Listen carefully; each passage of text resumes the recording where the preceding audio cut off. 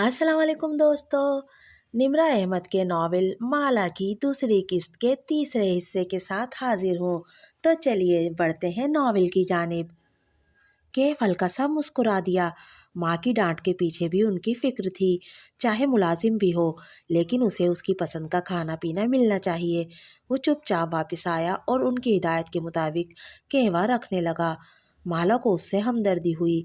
माँ के साथ जो किचन में काम करता था, उसको डांट भी साथ साथ पड़ती थी। अलबत्ता कुछ था जो उसके जहन में चुभा था, किसी कांटे की तरह जो फसलों में चलते हुए पांचों के साथ चिपक जाते हैं।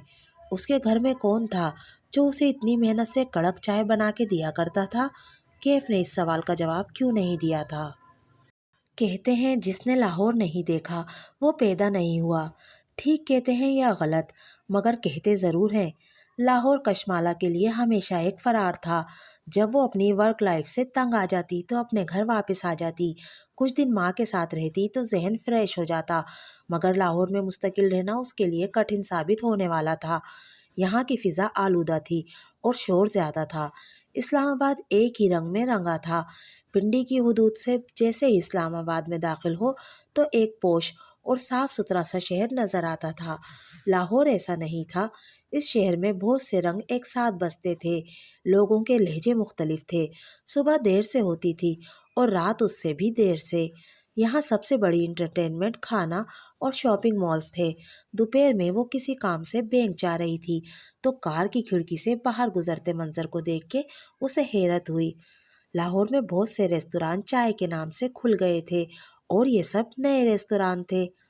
तुम्हें कड़क चाय पसंद है ना? देखो तुम्हारे लिए कितने कैफ़े हैं यहाँ।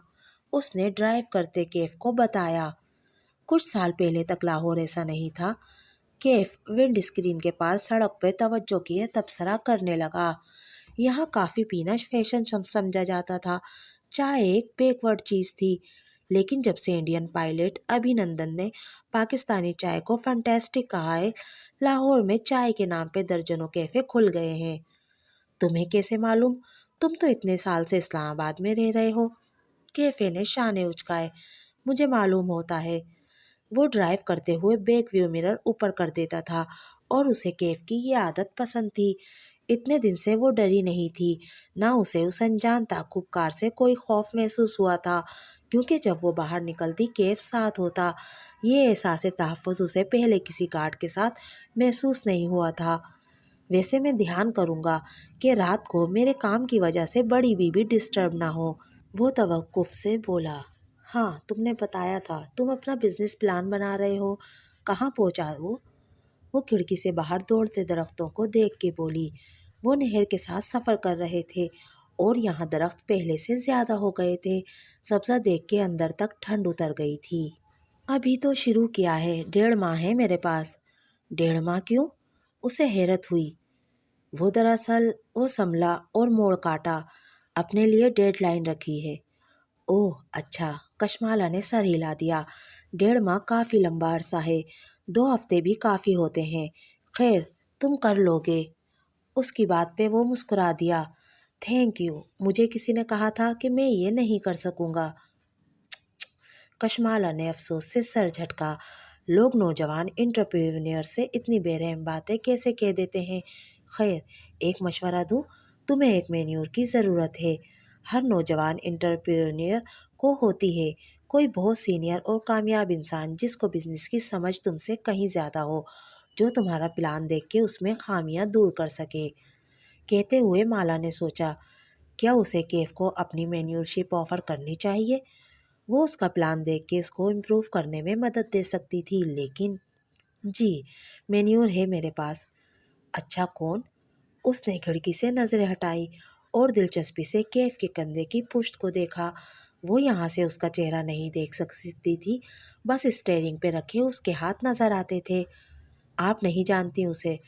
मतलब वो यहाँ का नहीं है, बरतानिया का एक कामयाब बिजनेसमैन है। मेरा फैमिली ताल्लुक़ है उससे। वो सोच सोच के कह रहा था। कशमाला ने कंधे उचका दिए।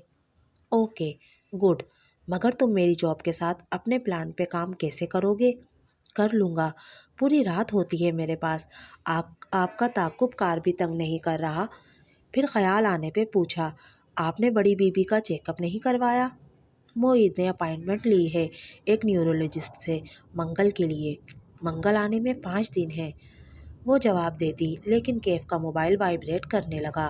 موبائل ڈرائیونگ اور فرنٹ سیٹ کے درمیان میں رکھا تھا۔ کیف نے موڑ کاٹتے ہوئے موبائل اٹھانا چاہا، وہ پھسل کے نیچے گرا۔ اس نے چونکہ فون گرتے نہیں دیکھا، اس لیے وہ اپنی سائٹ پہ ہاتھ مارنے لگا، حالانکہ فون سلپ ہو کے پیچھے کشمالہ کے قدموں میں آ گرا تھا۔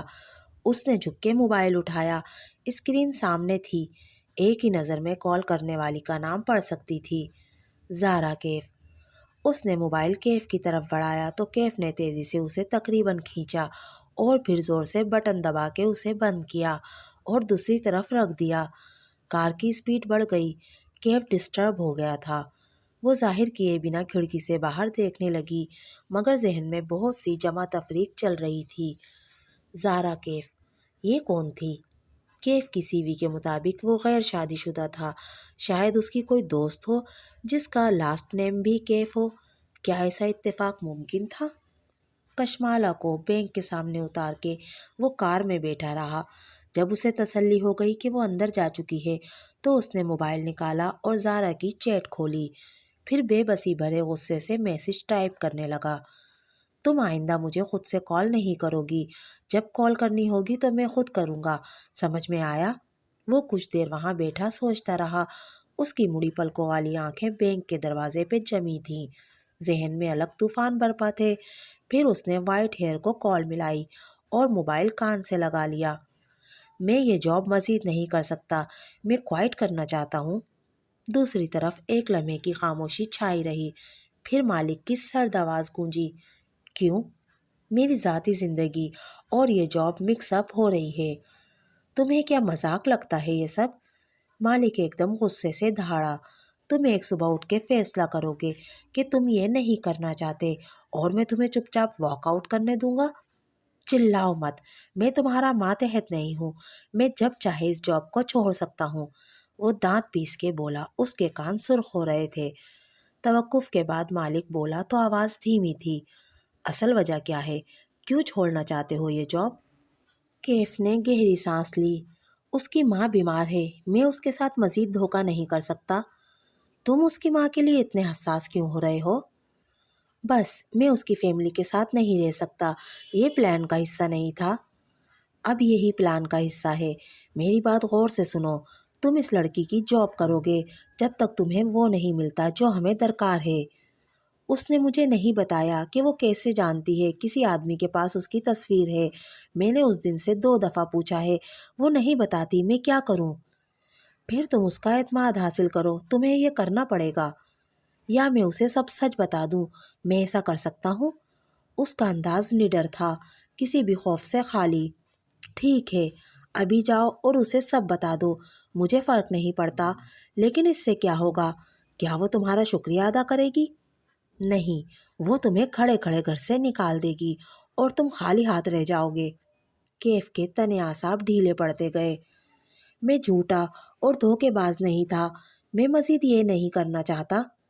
تم اس لڑکی کی زندگی میں دھوکے سے داخل ہوئے ہو، اب تم اس چیز کو فکس نہیں کر سکتے، اب واپسی ناممکن نہیں ہے، جلد یا بدیر اسے تمہاری حقیقت معلوم ہو جائے گی، اس کے بعد وہ صرف تم سے نفرت کرے گی۔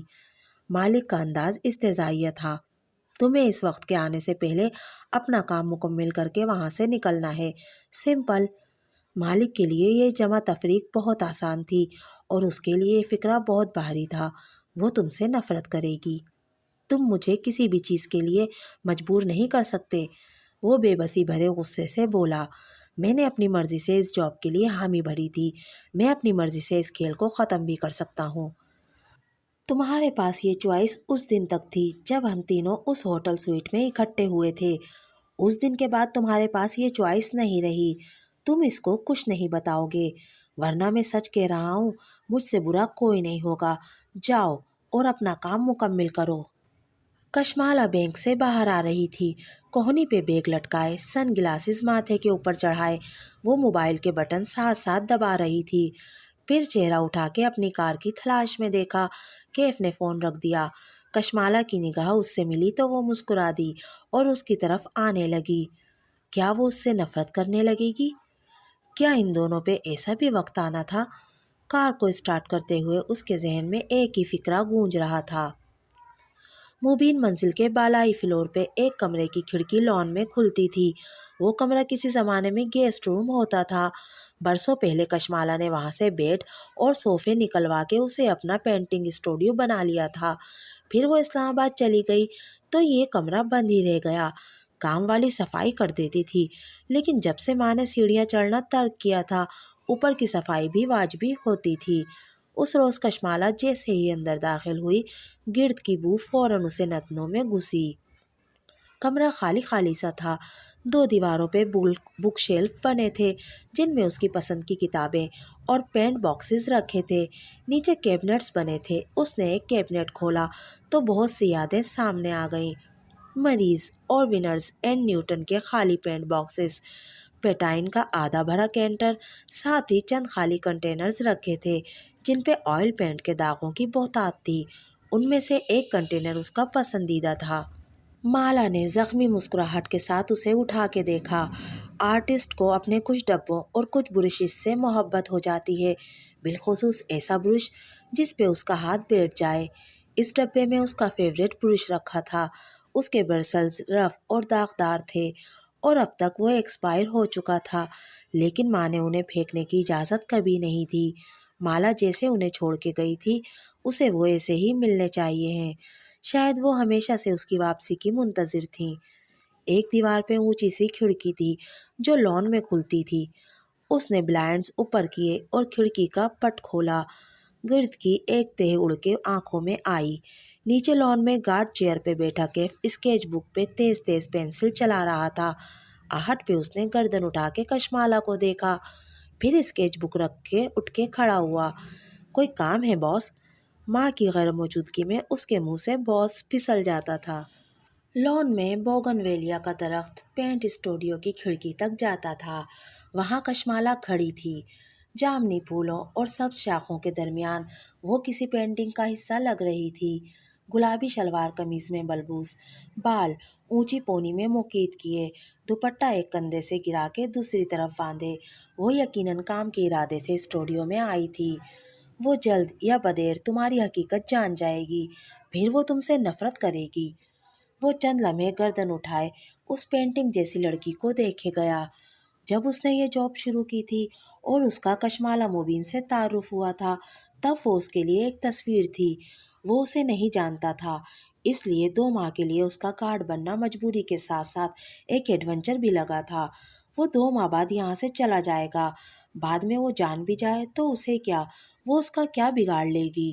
کچھ دن بعد وہ اپنی زندگی میں مصروف ہو کے اس لڑکی کو بھول جائے گا۔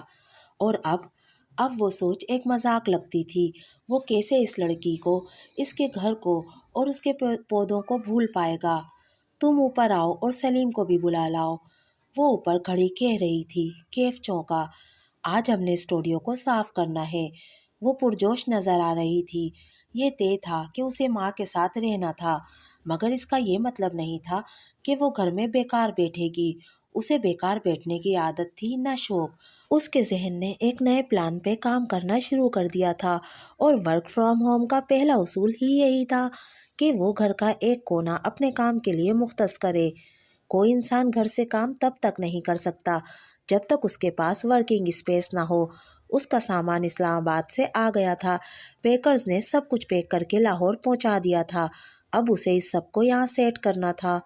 تھوڑی دیر بعد سلیم اور کیف اس کے ساتھ اسٹوڈیو میں کھڑے کام کروا رہے تھے۔ کیف کتابیں نکال کے رکھ رہا تھا اور سلیم ان کو کارٹر میں ڈال رہا تھا تاکہ باہر لے جا کے انہیں جھاڑے۔ چند ہی منٹ میں وہ تینوں مٹی مٹی ہو گئے تھے۔ سلیم تو بس ایسے ہی شروع ہو گیا تھا، البتہ کیف نے دستانوں اور ماسک کے ساتھ کام شروع کیا تھا، اور وہ بار بار مٹی کی وجہ سے ناک بو بھی چڑھاتا تھا۔ نخرے تو دیکھو۔ باس، ایک بات پوچھوں؟ نہیں، کام پہ دھیان دو۔ بات تو سنیں۔ پہلے تم میری بات سنو۔ وہ دونوں ہاتھ پہلوؤں پہ رکھے اس کی طرف گھومی۔ تم اپنا بزنس پلان بنا رہے ہو یا نہیں؟ بنا لوں گا، 1.5 ماہ ہے میرے پاس۔ میں جب دیکھتی ہوں تم اسکیچ بک لیے موٹر بائکس بنا رہے ہوتے ہو، میں اسکیچنگ کر کے فریش ہو جاتا ہوں स्ट्रेस रिलीफ। वो किताबों की मट्टी झाड़ते हुए कह रहा था। कशमाला खफगी से उसे देख रही थी।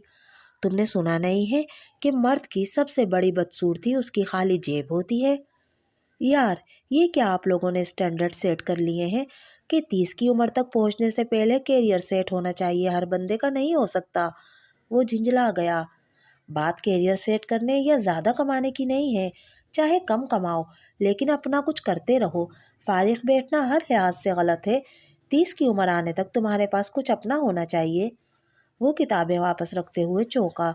मैं आपको कितने साल का लगता हूँ? कैफ ने सवालिया अबरू उठाई तो कशमाला ने रुक के अंदाज़ा लगाना चाहा। शायद 27-28। वो महजूज अंदाज में मुस्कुराया। मैं 32 साल का हूँ।